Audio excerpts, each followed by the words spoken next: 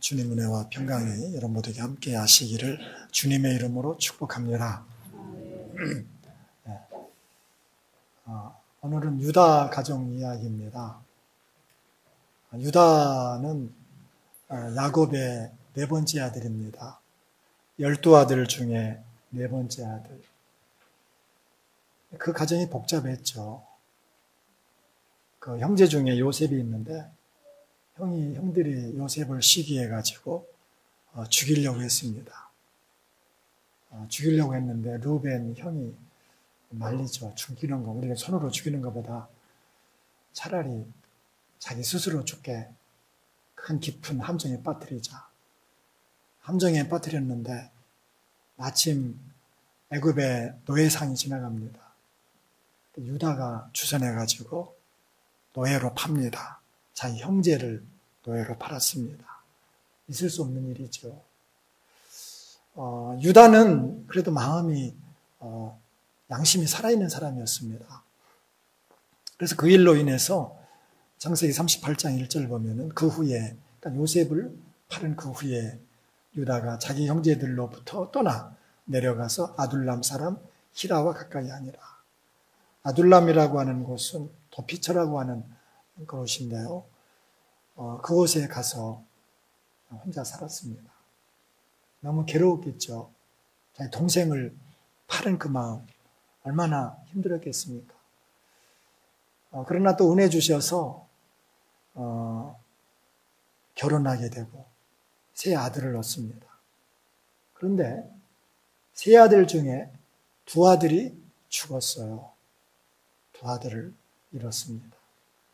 한 아들만 일찍 세상을 떠나도 아들은 가슴에 무덤을 남기는 것인데 두 아들을 잃었습니다.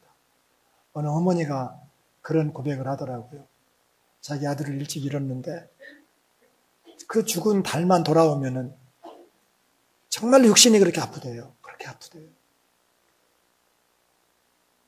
한 아들만 잃어도 힘들고 어려울 터인데 두 아들을 잃었습니다. 그것뿐만 아닙니다. 38장 12절에 보면 얼마 후에 유다의 아내 수아의 딸이 죽은지라. 아내마저 죽습니다. 자녀들에게는 죄송스러운 얘기인데 자녀가 죽은 스트레스보다 배우자가 죽은 스트레스가 더 큽니다. 자식을 잃은 슬픔보다도 슬픔이 어떤 정도로 표현할 수 있겠습니까만 배우자를 잃은 그 슬픔은 더 크다고 그럽니다. 아내마저 잃었습니다. 그러니까 참 사는 게 아니죠. 두 아들을 잃어버리고 아내마저 세상을 떠나고 너무 힘들어가지고 해서는 안 될 일을 하죠. 창녀를 찾아갑니다. 가서는 안 될 곳이었죠. 그런데 그 창녀가 자기 며느리였습니다. 며느리가 변장한 거예요, 창녀로. 유다의 가문을 잇겠다고 윤리 도덕을 떠나서 오로지 그 일편단심, 유다 가문의 씨를 얻기 위해서 며느리가 창녀로 변장해서 다가온 겁니다. 유다는 전혀 몰랐죠. 나중에 소문에 들어보니까 며느리가 임신했다는 거예요. 며느리가 지금 아들이 죽었는데 임신했다는 거예요. 당장에 끌어내서 죽여라. 근데 38장 25절에 보면은 여인이 끌려나갈 때에 사람을 보내어 시아버지에게 이르되 이 물건 임자로 말미암아 임신하였나이다. 청하건대 보소서 이 도장과 그 끈과 지팡이가 누구 이것입니까? 한지라. 자기가 창녀에게 주었던 물건들입니다. 이 사람의 임자로 말미암아 임신됐다는 거예요. 며느리가 임신한 거예요. 그 말을 들은 유다가 네가 나보다 옳다. 유대 나라에서 그 가문은 생명 같은 것이었습니다. 그래서 아들을 낳게 되는데 쌍둥이가 나죠. 쌍둥이. 이 쌍둥이가 태어났을 때 유다를 뭐라고 불렀을까?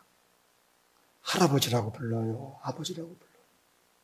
기막힌 가정이거든요. 그런 가정이 어디 있습니까? 유다가 지나가면 사람들이 수근수근했을 것입니다. 아, 저 사람, 이런 사람, 자기 며느리와 어떻게. 얼마나 수근되었겠습니까? 얼마나 비웃었겠습니까? 정말 사는 게 아니죠.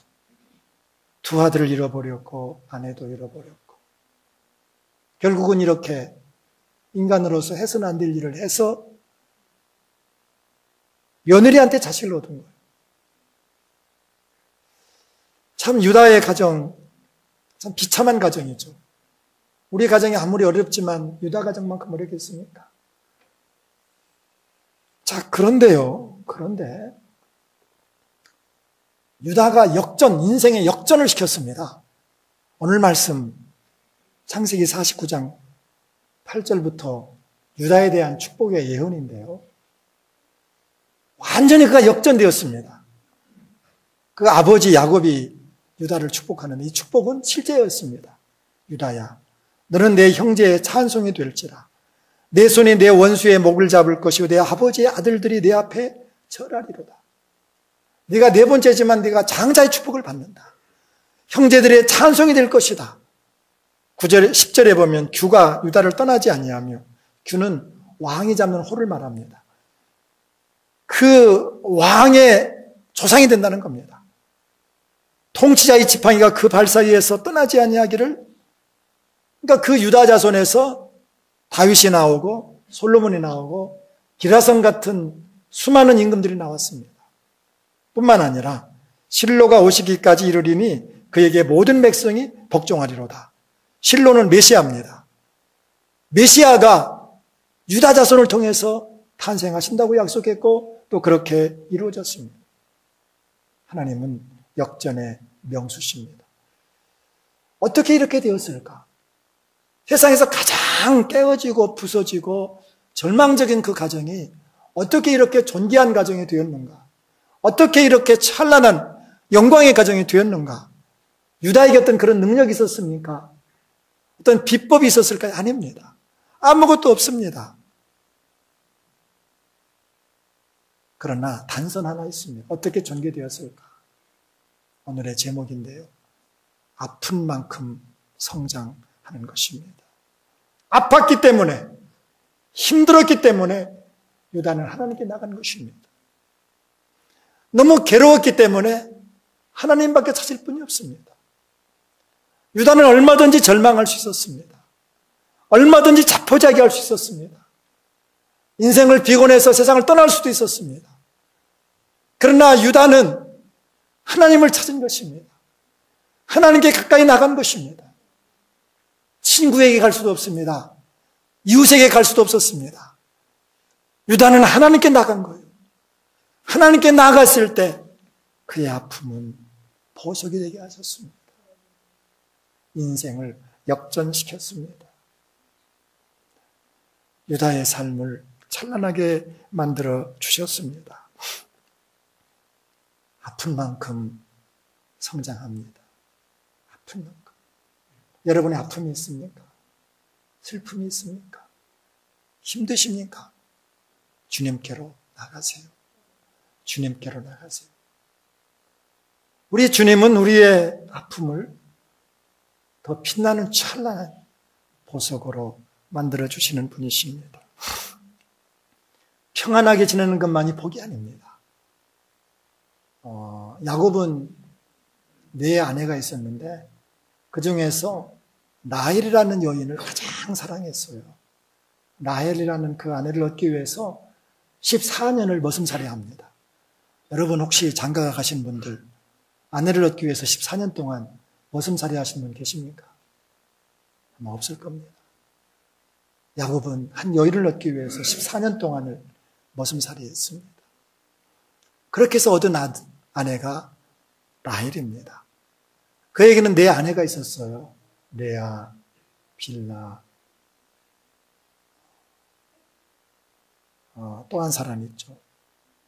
4명의 아내가 있었습니다.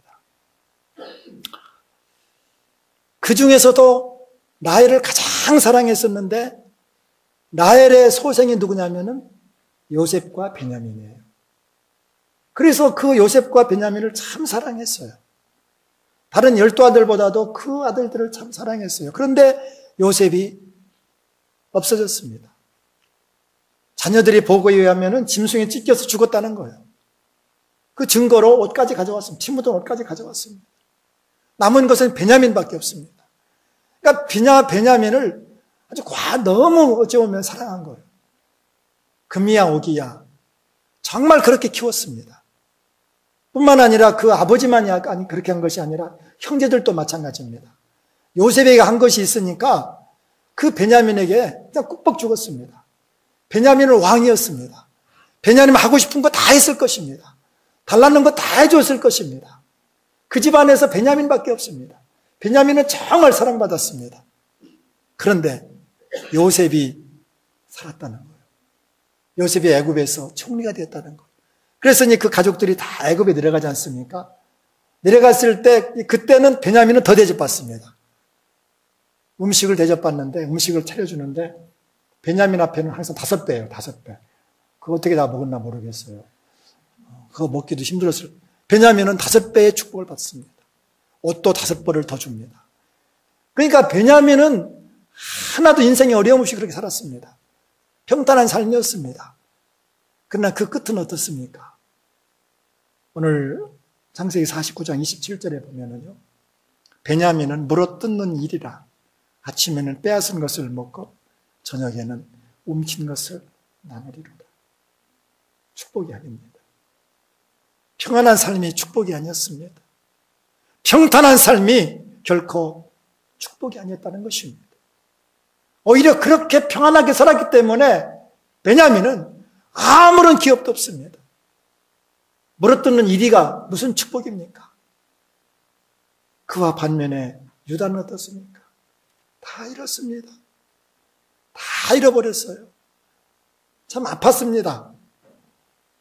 아팠기 때문에 더 큰 성장이 있었고 더 은혜가 있었다는 사실입니다.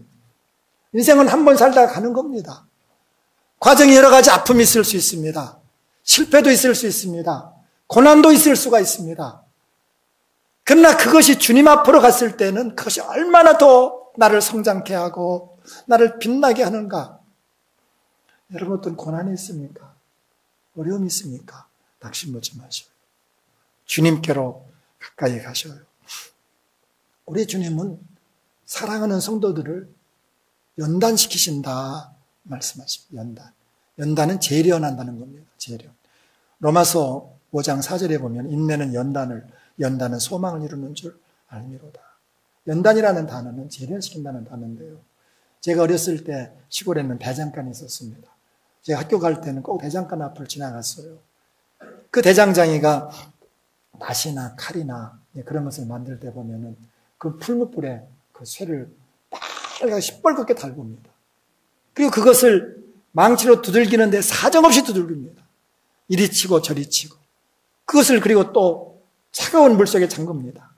계속 반복하죠. 물속에 집어넣었다가 망치로 때리고 치고 또 찬물 속에 집어넣고. 이게 연단이에요. 이게 바로 하나님이 우리를 그렇게 훈련하신다는 거예요. 불 속에 들어가는 것 얼마나 힘이 듭니까? 망치로 때려지는 것 얼마나 고통스럽습니까? 찬물 속에 들어가는 것 얼마나 숨이 막힙니까? 때로는 우리를 그렇게 훈련하시는 것입니다. 우리를 더 찬란하게 더 아름다운 보석처럼 만들기 위해서 연단하는데 연단은 소망을 이룬다고 우리 주님 말씀해 주고 있습니다. 연단은 마치 현악기를 튜닝하는 것과 같습니다. 튜닝. 요즘은 튜닝기가 참 스마트폰에 다 들어가 있어요. 저도 오늘 사위가 이제 제 스마트폰에 튜닝기를 집어넣어가지고 있는데요. 튜닝 하다 보면은요, 참 신경을 많이 깨닫습니다. 그 음이라고 하는 것은 하나밖에 없어요. 그 음이, 레면 레가 여러 개 소리가 있으면 안 됩니다. 그 레의 음을 찾아야 되는 겁니다. 그래서 그 음을 찾기 위해서 줄이고, 늘리고, 줄이고, 늘리고, 줄이고, 늘리고. 그 음을 찾아갑니다. 솔의 음을 찾기 위해서 또 계속 튜닝합니다. 그 음을 찾았을 때, 그 음을 찾았을 때 그 전체의 하모니가 아름답습니다. 만약에 제 음을 내지 않냐면은 음악을 들을 수가 없습니다. 우리도 마찬가지입니다. 우리가 주님께서 원하시는 사람이 되기 위해서, 우리 주님께 찾으시는 그 우리의 본질을 찾기 위해서 때로는 튜닝한다는 사실을 잊어서는 안 됩니다. 때로는 고난의 현장에 들어갈 수도 있습니다. 기막힌 억울한 일을 당할 수도 있습니다. 유다 가정처럼 그렇게 슬픔을 만날 수도 있는지 모릅니다. 그러나 그런 가운데서도 더 주님 사랑하고 더 믿음으로 나아갈 때 그 모든 어려움은 복이 되게 하실 줄로 믿습니다. 오늘은 어버이 주일인데요. 원래 어버이 주일이 어머니 날이었어요. 마더스 데이. 이제는 어머니, 아버지도 중요하다 해서 어버이 주일로 지키는데, 아버지와 어머니의 차이가 있습니다. 제가 이렇게 아버지가 되고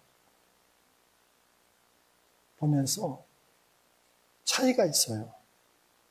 아버지는 자녀들을 사랑할 때 속으로 사랑합니다. 사랑을 잘 표현하지 않습니다. 참 사랑은 해요. 울기도 해요. 자녀를 위해서 울기도 해요. 속으로 웁니다. 아버지는 체면이 중요합니다. 자존심이 중요합니다. 남자는 자존심으로 산다고 하잖아요. 그러나 어머니는 그렇지 않습니다. 겉으로 울어줍니다. 체면이 없습니다. 자존심이 없습니다. 다 줍니다. 어떤 남편이 그 아내에게 그런 말을 했어요. 아내가 하도 임신한 것이 너무 힘들다니까 임신해서 해산하는 거하고 남자가 군대에 가서 3년 고생하는 거하고 아마 비슷하지 않을 것인가. 남자 3년 얼마나 고생했는지 아느냐. 군대와 이제 그 출산을 비교했어요. 아내가 너무 실망했어요. 얼마나 상처를 받은지 몰라요. 20년이 그 말한 지 됐는데 20년 지나갔는데 지금도 그 말을 하신다. 그 말을 해가지고 그 말만 나오면은 그냥 무릎 꿇는 거예요. 생명을 낳는 것은, 생명을 잉태하는 것은 자기를 내놓는 거거든요. 어떻게 군대와 비교가 되겠어요? 아무리 군대가 힘들다지만 어떻게 그것이 군대와 비교가 되겠어요? 그런 고통을 당했기 때문에, 그런 아픔을 당했기 때문에 어머니는 그 사랑이 있는 겁니다. 저에게도 어머니가 있고 여러분도 어머니가 있습니다. 물론 제 어머니는 돌아가셨습니다. 어머니를 생각하면 마음의 고향이에요. 따뜻하고 생각만 해도 좋아요. 어머니는 우리를 위해서 다 주었습니다. 우리를 아파했습니다. 우리 고통을 다 담당하신 분이십니다. 잘 아는 글인데요. 1950년 12월 성탄절, 피난길에 한 여인이 있었습니다. 칼바람이 몰아치는 한겨울에 만삭이 된 이 여인은 더 이상 걷지를 못하고 다리 밑에서 웅크리어 산통을 겪습니다. 얼마나 시간이 지났는지 생명의 탄생을 알리는 울음소리가 터져 나왔습니다. 그러나 그 울음소리도 잠시, 매서운 추위에 아기는 얼어가고 있었습니다. 여인은 겉옷을 벗어서 아기를 덮습니다. 아기의 체온이 낮아질 때마다 여인은 자기의 옷을 하나하나 벗어 아기를 덮습니다. 마침내 여인은 속옷만 남겨놓고 옷을 다 벗어 아기를 덮었습니다. 그리고 자기의 맨살이 다 된 온몸으로 식어가는 아기를 덮었습니다. 다음날 아침 다리 위를 지나가던 선교사 부부가 다리 밑에서 울부짖는 아기 울음소리를 들었습니다. 다리 밑에는 한 여인이 혹독한 추위 속에서 아기를 품에 안은 채 죽어 있습니다. 알몸이 된 여인의 품속에 있는 아기는 건강하였습니다. 그 여인의 이름은 어머니였습니다. 그 후 15년이 지난 어느 성탄절에 아들과 선교사 가정이 그 무덤을 찾았습니다. 소녀는 사춘기에다 유색인종의 편견 속에서 많은 갈등을 겪고 있었습니다. 선교사는 무덤 앞에서 15년 전에 성탄절에 있었던 소년의 출생 이야기를 들려주었습니다. 기막힌 어머니의 이야기를 들은 소년의 두 눈에는 뜨거운 눈물이 하염없이 흘러내렸습니다. 소년은 자기를 살리려 죽으신 어머니가 묻힌 무덤에 자기의 옷을 하나하나 벗어 덮습니다. 그리고 소년은 자기의 맨살로 무덤을 안고 통곡을 합니다. 어머니, 어머니, 어머니, 나의 어머니, 그때 어머니는 지금 나보다 훨씬 더 좋으셨지요. 소년의 방황은 끝이 났습니다. 어머니의 사랑이 소년을 일으켜 세웠습니다. 세상에서 가장 아름다운 이름은 어머니입니다. 어머니는 자기 생명을 다 바쳐서 우리를 키워냈습니다. 아픈 만큼 성장했는 겁니다. 아픈 만큼 빛나는 보석이 거기 있습니다. 우리들 주변에는 유다와 같은 가정들이 왜 없겠습니까?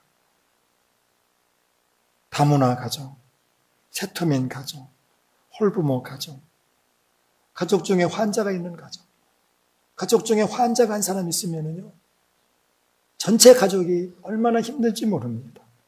경제적 파탄, 이런저런 일로 해체된 가정들. 그런 가정들이 희망이 어디 있습니까? 주님께 돌아오게 하는 거예요. 주님밖에 없어요. 우리를 회복시켜 주시고 아픔을 빛나는 보석으로 만드실 분은 주님밖에 없습니다. 주님께 돌아오게 하는 거예요. 여러분에게 어떤 아픔이 있습니까? 아픔은 우리를 성장케 하는 겁니다. 아픔은 우리를 더 견고하게 만드는 것입니다. 우리의 고난, 우리의 시험, 우리의 모든 어려움, 그것은 불행이 아니라 그것을 가지고 주님께 나가면은, 오히려 그것 때문에 주님을 찾으면은 우리의 그 고난은, 우리의 시험은 더 복이 될 줄로 믿습니다. 아픈 만큼 성장하는 겁니다. 우리 주님은 고난의 짐을 다 짊어지셨습니다. 주님은 아예 처음부터 고난의 길을 걸어 작정하셨습니다. 세례받으십니다. 죄 없으신 주님이 세례받으십니다. 돌로 떡을 만들어라. 돌로 떡을 만들 수 있는 분이 주님이십니다. 만약 돌로 떡을 만들면 주님은 배부르게 드실 수 있을 뿐만 아니라 영광받을 수 있습니다. 높은 첨탑에서 뛰어내려라. 얼마나 영광을 받겠습니까? 내게 경배하면 내가 만국을 다 너에게 주리라. 그러나 주님은 거절합니다. 오병이어의 역사가 있을 때 사람들이 예수님을 임금으로 삼으려고 합니다. 그러나 주님은 그걸 쳐다보지도 않습니다. 혼자 산으로 올라가십니다. 우리 주님은 십자가를 지었습니다. 부끄러운 십자가 지었습니다. 수치의 그 십자가 지었습니다. 그 주님이 우리를 도와주시겠다는 겁니다. 유다의 가정처럼 깨어지고 부서진 우리들의 가정을 도와주시겠다는 겁니다. 힘들고 어려운 우리를 주님께서 품어주시고 세상에선 지킴받고 세상에선 버림받았지만은 내가 너를 영접하고 내가 너를 도와준다고 말씀해 주고 있습니다. 이 어버이 주일을 통해서 부모님의 그 은혜뿐만 아니라 내 삶의 가정에 내 가정에 힘들고 어려운 일이 있으면 그걸 가지고 주님께 나가십시다. 우리 주변에 수많은 어려움 당하는 사람들을 주님께로 인도하십시다. 그것이 우리의 살 길이고 그것이 행복한 길이고 그것이 오늘 우리 주님께서 우리에게 말씀하시는 메시지입니다. 우리 함께 통성으로 오늘 기도하고 싶습니다. 여러분은 유다와 가정처럼 그렇게 힘든 일은 없습니까? 그러나 주님께 가까이 나가십시오. 여러분 아픔이 있습니까? 주님께로 가까이 나가십시오. 우리들 주변에 아픈 사람들, 아픈 가정이 있습니까? 그들을 주님께 인도하십시오. 주님이 치료하시고 회복시켜 줄 줄로 믿습니다. 다 같이 통성으로 기도합니다. 하나님 아버지, 하나님의 은혜로 저희들 이렇게 세워주셨습니다. 하나님의 은혜로 저희들 여기까지 인도하셨습니다. 우리에게 어떤 유다와 같은 가정이 있진 않습니까? 유다와 같은 아픈 가정은 없습니까? 인생에 절망하고 숨쉬기조차 어려운 그런 하나님 아버지 절박한 가운데 기도하는 그 성도들은 없습니까? 주님 이 시간 찾아주셔서 하나님 그 고난이 복이 되게 하소서. 그 아픔이 복이 되게 하소서. 그 외로움, 그 고독이 복이 되게 하소서. 하나님, 우리가 알거니와 하나님을 사랑하는 자, 곧 그의 뜻대로 부르심을 입은 자들에게는 모든 것이 합력하여 다선을 이루신다고 약속하셨습니다. 하나님, 절망하지 않게 하소서. 다시 일어서게 하소서. 우리들 주변에 유다 가정처럼 깨어진 가정들, 부서진 가정들 많이 있습니다. 우리가 아버지 주를 통해서 그들을 더 관심 갖게 하시고 그들을 주님께로 인도할 수 있도록 주님께서 은혜 내려 주시옵소서. 함께 하시는 주님을 찬양합니다. 우리 주 예수 그리스도의 이름으로 기도드리옵나이다. 아멘.